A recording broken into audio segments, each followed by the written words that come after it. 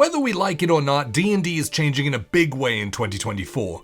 Whether or not you've been keeping up with the next evolution of the game throughout 2022 and 2023, we'll be summarizing what we know so far about these changes and how they may be impacting your game. So, are we getting a new edition? Yes, no, yes, yes.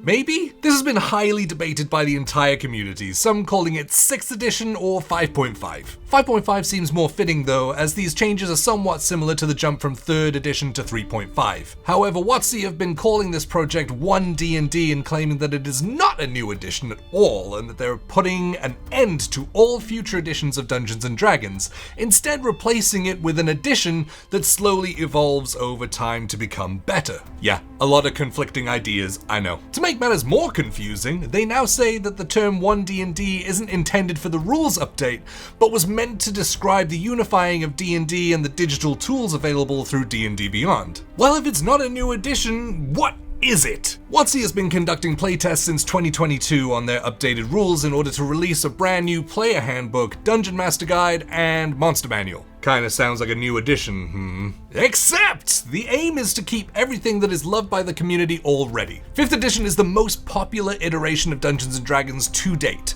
being popularized by shows like Critical Role and Dimension 20. This means that they have no choice but to tread very carefully with any changes. One of the biggest claims they have is, you remember all those books you bought for 5th edition? They claim will be forward compatible with 5.5, no, 6e, no, 1D&D, no, whatever it's called. From what we can tell, it seems the idea is to fix some broken things, bring up some classes that got left behind, here's looking at you, Rangers, and combine the years of Band-Aids into a new rule set. Okay, so what are the changes coming to the rules? While there are too many to go into in detail, the basics are that the races have been teased to now be called species, as well as most of your stat increases now coming from your background. You can choose from many pre-made backgrounds, and there are instructions on how to create your own. This new focus goes hand in hand with the way feats will be laid out. You now get a feat at level 1. Huzzah! A feature I've been using for years, just saying. Although a big change are that feats are now only accessible at certain levels. Some are dependent on your background and others have been changed so that they don't feel like if you don't take them, your character becomes instantly underpowered or ineffective. Which is awesome. It stops hugely powerful feats from being taken at level 4 and also allows you to focus on the skills that you want your character to have, rather than having to go with the mechanically optimal choice. As I said before, classes got shaken up. There's only so many almost overpowered subclasses that you can release to band-aid the fact that the core class is just a lot less powerful than the others. This means they broke down what essentially makes the class special and focused on that. Great! The Ranger should be the best at tracking and survival instincts.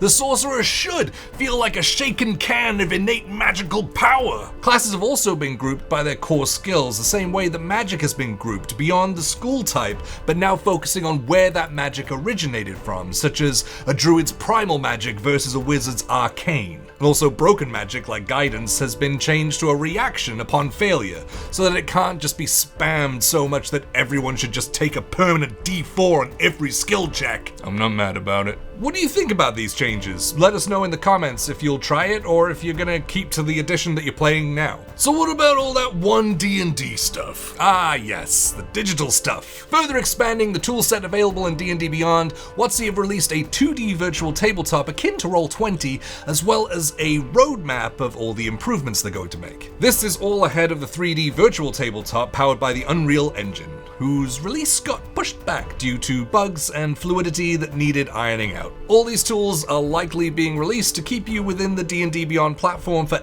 everything, rather than using third-party tools, so we'll have to see how they stack up against our other favorites. Alright, but what about book releases? Do we have a date? No. As far as by the recording of this video, there is no known date for the release of the new core rulebooks. That being said, for the 50th anniversary of D&D, WotC will be releasing the old 1st edition dungeon crawl, Descent into the Lost Caverns of Descent into the Lost Caverns of Sokan. Descent into the Lost Caverns of Sokan. I think that's right. We're also looking forward to a Vecna 5e adventure in Vecna, Eve of Ruin that will see the players up to level 20. Unheard of! Another celebratory release for D&D's 50th is the making of original Dungeons & Dragons 1970 to 1976, a retrospective historical look at the birth of Dungeons & Dragons. At some point in 2024, we'll be seeing the new Player's Handbook, but no news on the new DMG or Monster Manual, which seems that it may be more of a staggered release. Quests from the Infinite Staircase is another revival of old adventures tied together, sort of like Tales from the Yawning Portal did. Finally, we should also be seeing the physical release of the Book of Many Things after the production issues that delayed the physical release. And if you haven't looked into that, then you should catch this video right here, where we dive into the updated Deck of Many Things, which is written to be compatible with the new rule set.